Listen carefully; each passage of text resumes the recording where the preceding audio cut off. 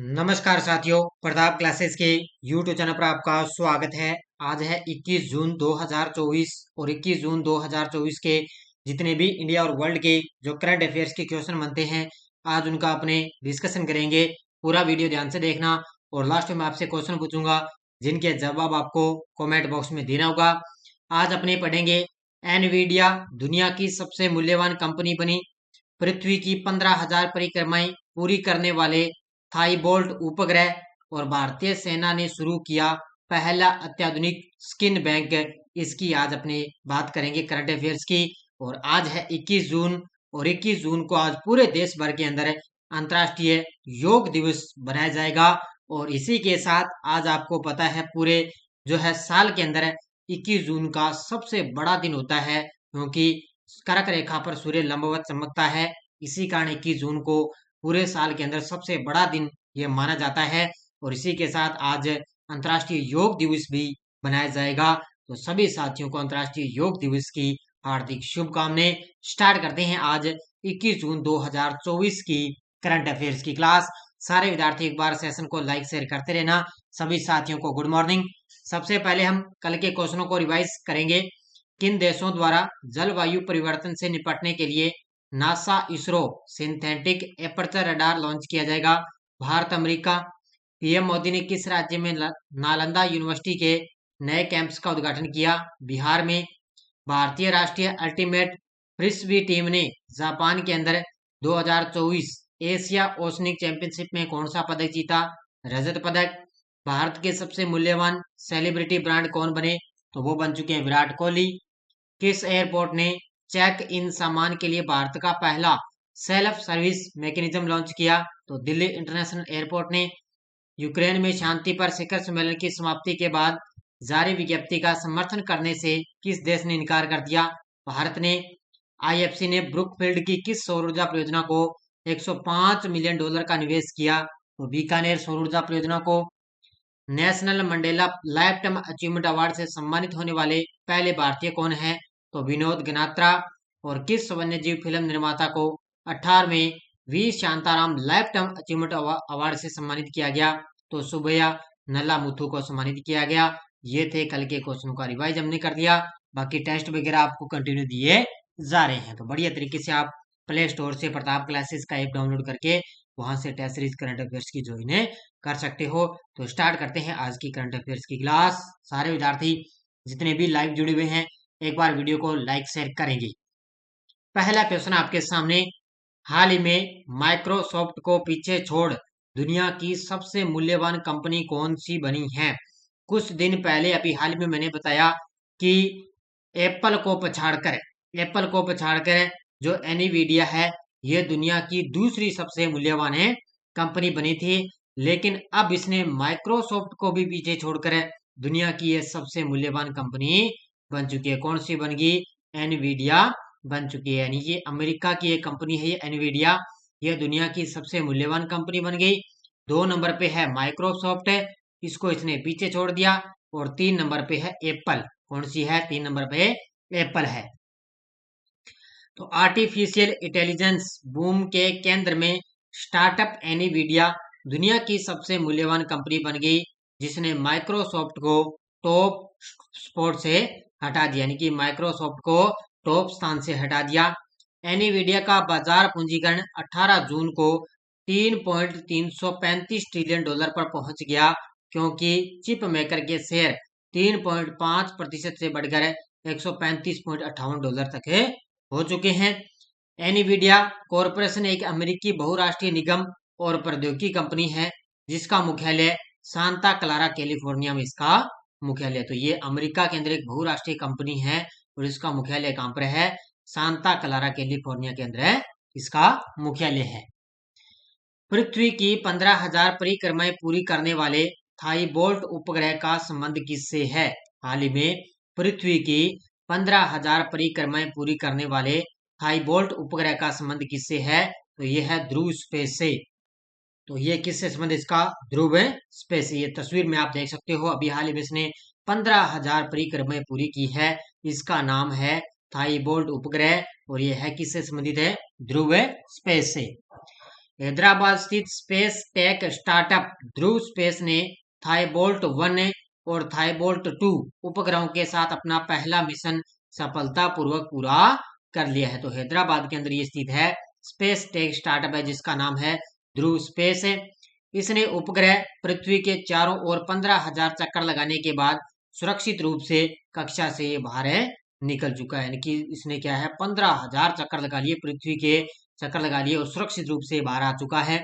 नवंबर 2022 में इसरो के PSLV C54 से लॉन्च की गई उपलब्धि कंपनी के लिए एक महत्वपूर्ण मील का पत्थर माना गया। देखो नवंबर 2022 में इसको लॉन्च किया गया था, इसरो का PSLV C54 था, और अब इसने 15,000 इसके चक्कर लगाने के बाद में अब ये सुरक्षित रूप से कक्षा से बाहर आ चुका। तो ये ध्रुव स्पेस है, इसने इसको लॉन्च किया था, थाईबोल्ट 1 और थाईबोल्ट 2 उपग्रह को लॉन्च किया था उस समय।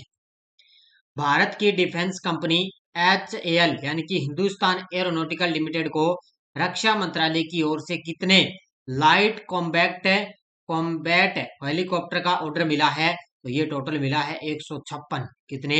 भारत की डिफेंस कंपनी है HAL को रक्षा मंत्रालय की ओर से 156 कॉम्बैक्ट हेलीकॉप्टर का ऑर्डर मिला है। इसमें कुछ वायुसेना को दिए जाएंगे और कुछ थल सेना को दिए जाएंगे। टोटल कितने हैं? 156। अब देखो कितने दिए जाएंगे। तो भारत की defence company Hindustan aeronautical limited HAL को रक्षा मंत्रालय की ओर से 156 लाइट कॉम्बैक्ट हेलीकॉप्टर का ऑर्डर मिला है। इसमें 156 में से 90 हेलीकॉप्टर भारतीय सेना को और 66 हेलीकॉप्टर भारतीय वायुसेना के लिए दिए गए हैं। तो 90 में से 156 में से 90 हेलीकॉप्टर तो किसके हैं? भारतीय सेना के, और 66 हेलीकॉप्टर किसके हैं? भारतीय वायुसेना के। इस रिपोर्ट के अनुसार नया ऑर्डर HAL में सबसे बड़ा सिंगल ऑर्डर है और ये कथित तौर पर है, इसकी कीमत 50,000 करोड़ रुपए में देखी गई। ये लाइट कॉम्बैक्ट हेलीकॉप्टर है, इसको प्रचंड नाम से भी जाना जाता है, जो हवा से हवा और हवा से जमीन में मिसाइल दागने में माहिर है। तो इसको प्रचंड के नाम से जानते हैं, LCH इसकी शॉर्टकट में फुल फॉर्म है। तो ये हवा से हवा और हवा से जमीन में मिसाइल दागने वाली हेलीकॉप्टर, ये बड़ा गजब का है, याद रखना इसको। हाल में भारतीय सेना ने किस स्वदेशी सब मशीन गन को शामिल करने की घोषणा की है? हाल ही में भारतीय सेना ने किस स्वदेशी सब मशीन गन को शामिल करने की घोषणा की? तो ये की है ASMI। कौन सी है ये? ASMI एक ये गन का नाम है, ये तस्वीर में आप देख सकते हो, इसका नाम है ASMI और ये भारतीय सेना के अंदर है। ये सब मशीन गन है और इसको शामिल करने की घोषणा हो चुकी है, यानी कि इसको भारतीय सेना के अंदर शामिल किया जाएगा। तो ये आत्मनिर्भरता की दिशा में एक महत्वपूर्ण कदम उठाते हुए भारतीय सेना की उत्तरी कमान ने हैदराबाद स्थित लोकेश मशीन लिमिटेड से 4.26 करोड़ रुपए की 550 स्वदेशी डिजाइन और विकसित और निर्मित SMI सब मशीन गन का आदेश दिया, यानी कि ASMI सब मशीन गन का आदेश दिया। पहली बार है जब स्वदेशी रूप से डिजाइन और निर्मित हथियार को भारतीय सेना में शामिल किया गया है। अब इसका मतलब क्या होता है? देखो ASMI का अर्थ होता है अस्मिता, जिसका अंग्रेजी में अनुवाद होता है प्राइड।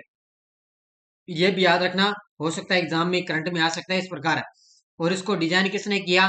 भारतीय सेना के सहयोग से पुणे में रक्षा अनुसंधान और विकास संगठन यानी कि DRDO और आयुध अनुसंधान और विकास प्रतिष्ठान ARDA द्वारा इसको विकास है, यानी कि इसको विकसित किया गया, इसका डिजाइन किया गया और इसका अस्मिता इसका नाम है और अंग्रेजी में इसको प्राइड बोलते हैं। हाल ही में सेना अस्पताल ने सशस्त्र बलों के लिए पहली स्किन बैंक सुविधा कहां प्रारंभ की है? तो सेना अस्पताल ने सशस्त्र बलों के लिए अपनी पहली स्किन बैंक सुविधा कहां प्रारंभ की? तो इसकी शुरुआत की है दिल्ली से। कहां से? नई दिल्ली से इसकी शुरुआत की है। अब स्किन बैंक का मतलब होता है, वैसे तो बहुत सारे स्किन बैंक है, लेकिन ये स्पेशल किसके लिए है? जो सेना अस्पताल यानी कि जो सेना के अंदर भर्ती है ना जवान, उनके लिए पहला ये स्किन बैंक सुविधा प्रारंभ की है। कहां पर है? नई दिल्ली के अंदर। तो 18 जून को भारतीय सेना ने सेना अस्पताल रिसर्च एंड रेफरल में एक अत्याधुनिक स्किन बैंक सुविधा खोलने की घोषणा की। यह सुविधा सशस्त्र बलों के कर्मियों और उनके परिवारों द्वारा प्राप्त गंभीर जलन की चोटों के लिए नवीनतम आधुनिक उपचार प्रदान करती है। और इसके अंदर सशस्त्र बलों में सेना अस्पतालों को देखने वाले 3 प्रकार के रोगियों को सेवा प्रदान करती है। एक तो है घरेलू आग दुर्घटनाओं, एक है बिजली की घटनाओं, इसके अलावा एक है केरोसिन वार्मर से होने वाली चोटें जो जवान और अधिकारी उच्च ऊंचाई पर खुद को गर्म रखने के लिए इसका उपयोग करते हैं। तो 3 प्रकार के ये रोगियों के लिए स्किन बैंक की शुरुआत की गई। कहां पर है? नई दिल्ली के अंदर। हाल ही में समलैंगिक विवाह को मान्यता देने वाला दक्षिण पूर्व एशिया का पहला देश कौन सा बना है? हाल ही में समलैंगिक विवाह को मान्यता देने वाला दक्षिण पूर्व एशिया का पहला देश बना है थाईलैंड देश। Option number C. कौन सा देश बन गया? थाईलैंड देश बन गया। इसने क्या है? समलैंगिक विवाह को मान्यता देने वाला ये दक्षिण पूर्व एशिया का पहला देश बन गया। देखो मुख्य तथ्य, ये थाईलैंड दक्षिण पूर्व एशिया का पहला राष्ट्र बनेगा जिसने समलैंगिक विवाह को कानूनी मान्यता दे दी। इसके अंदर राज्य के सीनेट ने 18 जून को विवाह समानता बिल को मंजूरी भी दे दी, जिसके बाद समर्थकों ने इसे LGBTQ+ अधिकारों के लिए एक ऐतिहासिक कदम कहा है। यानी कि इसको फुल जो है समानता बिल को मंजूरी मिल चुकी है। शाही राजपत्र में प्रकाशित होने के 120 दिन बाद कानून ये लागू हो जाएगा। और वोट के परिणाम का मतलब है कि थाईलैंड है जो 2019 में ताइवान और 2023 में नेपाल द्वारा समान लिंग विवाह को वैध बनाने के बाद विवाह समानता की अनुमति देने वाला एशिया में ये तीसरा स्थान माना जाएगा। यानी कि दक्षिण पूर्व एशिया की बात करें तो पहला राष्ट्र बनेगा। अगर एशिया में बात करें तो ये तीसरा बनेगा कि 2019 में ताइवान है और 2023 के अंदर नेपाल ने समलैंगिक विवाह को वैध माना था। और थाईलैंड ने भी यहाँ पर समलैंगिक विवाह को कानूनी मान्यता दे दी है। हाल में नीरज चोपड़ा ने Finland world athletics continental gold tour में कौन सा पदक जीता है? तो इसके अंदर उन्होंने स्वर्ण पदक जीता है। तो आपको पता है नीरज चोपड़ा भाला फेंक के खिलाड़ी हैं और इन्होंने Finland world athletics continental gold tour में कौन सा पदक जीत लिया? स्वर्ण पदक जीता। ये तस्वीर में आप देख सकते हो, बड़ा गजब का इन्होंने प्रदर्शन किया है। तो ये भारतीय जेवलिन स्टार नीरज चोपड़ा ने फिनलैंड के तुर्कू में पाओ नूर्मी गेम्स 2024 के अंदर पुरुष जेवलिन थ्रो इवेंट में स्वर्ण पदक जीतकर अपने करियर में एक महत्वपूर्ण उपलब्धि हासिल की। पाओ नूर्मी गेम्स एक महत्वपूर्ण वर्ल्ड एथलेटिक्स कॉन्टिनेंटल टूर की एक इवेंट है। इसको बोलते हैं गोल्ड स्तर की इवेंट है।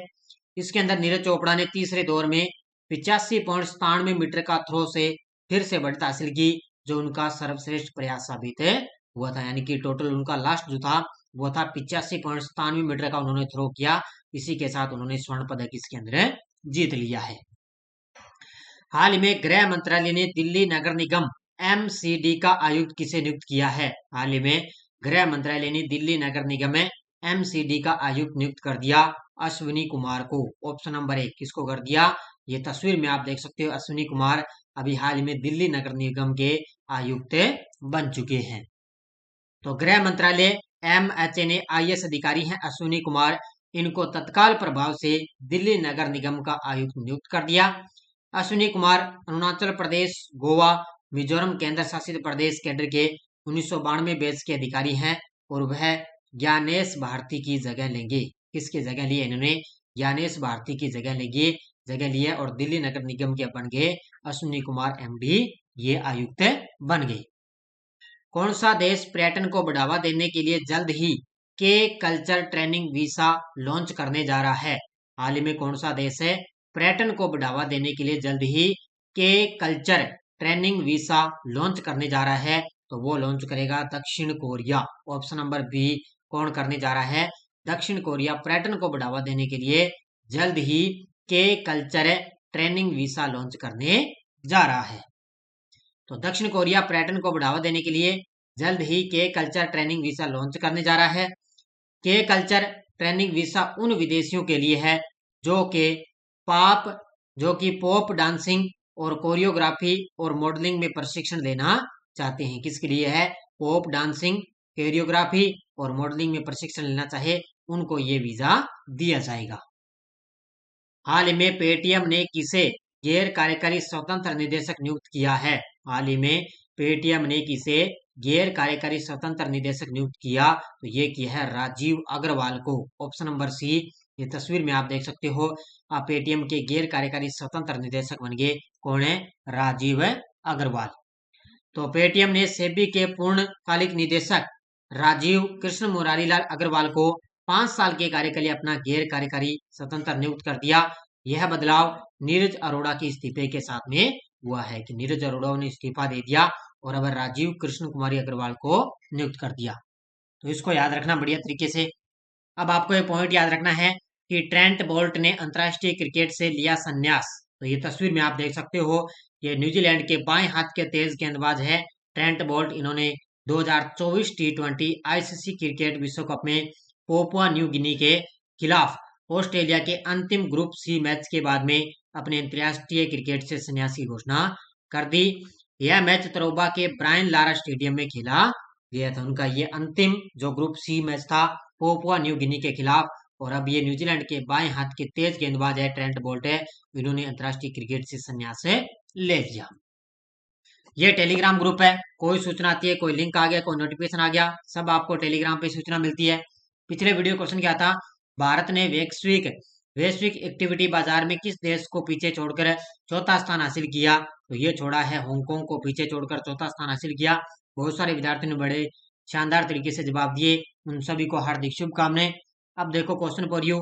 हाल ही में येल और कोलंबिया सेंटर के पर्यावरण प्रदर्शन सूचकांक 2024 में भारत को कौन सा स्थान मिला? 173, 74, 75 और 176। इसका जवाब आपको कमेंट बॉक्स में देना है। ये थी आज की अपनी करंट अफेयर्स की क्लास। सारे विद्यार्थी वीडियो को जाते लाइक शेयर करते रहना। इसके अलावा अपनी एलडीसी वगैरह सीईटी की स्पेशल करंट की टेस्ट सीरीज चल रही है, और ये जितनी भी अपनी टेस्ट सीरीज है सभी पर सभी अपनी ऑनलाइन टेस्ट सीरीज है और 1 साल की वैलिडिटी, यानी कि आज आप टेस्ट सीरीज लेते हो तो आपके पास 1 साल की वैलिडिटी रहेगी। इसके अलावा स्कूल व्याख्याता फर्स्ट ग्रेड और सेकंड ग्रेड के प्रीवियस क्वेश्चन पेपरों की पीडीएफ अपलोड है, ये भी आप ले सकते हो 50 रुपए के अंदर। इंडियन पॉलिटी की है, फर्स्ट ग्रेड है, और ये अपनी वार्षिक करंट है। और आरपीएससी आरएसएम द्वारा पूछे गए ओल्ड क्वेश्चनों की भी अपनी टेस्ट सीरीज चल रही है, ये भी आप ले सकते हो। तो सारे विद्यार्थी वीडियो को जाते लाइक शेयर करते रहना। धन्यवाद। जय हिंद, जय भारत।